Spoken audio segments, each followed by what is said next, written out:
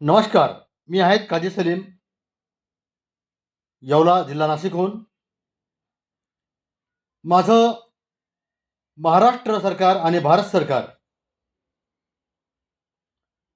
केंद्रीय मंत्रिमंडळ यांना एक विनंती आहे की जर तुमचं हिंदू मुस्लिम वाद, मंदिर, मस्जिद, शहरांची नावे बदलणं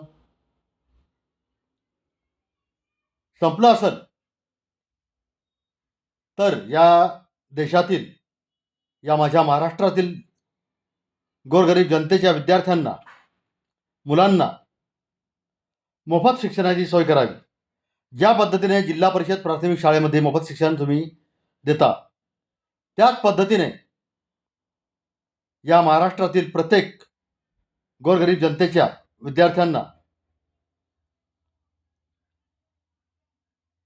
10वी ते उच्च शिक्षणापर्यंत, डिग्री शिक्षणापर्यंत मोफत शिक्षणाची व्यवस्था या सरकारने करावी. ज्यामुळे माझ्या महाराष्ट्रातील गोरगरिबांची मुले समाधानकारक शिक्षण घेतील,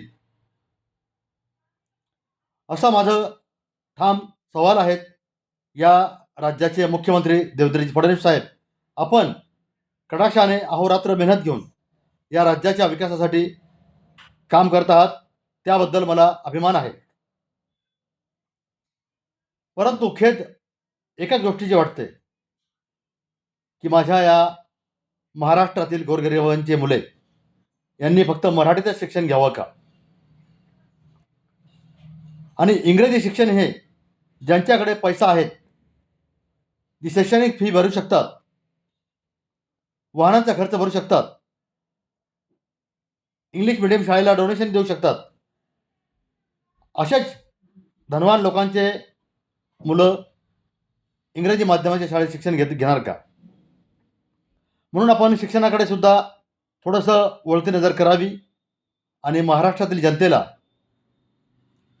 सेमी इंग्लिश मिडियम शाळेला किंवा इंग्लिश मिडियम शाळेला गोरगरिबांच्या विद्यार्थ्यांना तुम्ही RTI योजनेअंतर्गत शिक्षण देताच, परंतु सर्वसामान्य जनतेच्या मुलांना, विद्यार्थ्यांना सोयीचे आणि समाधानकारक शिक्षण घेण्यास अडचण होते. म्हणून आपणास विनंती आहे की आपण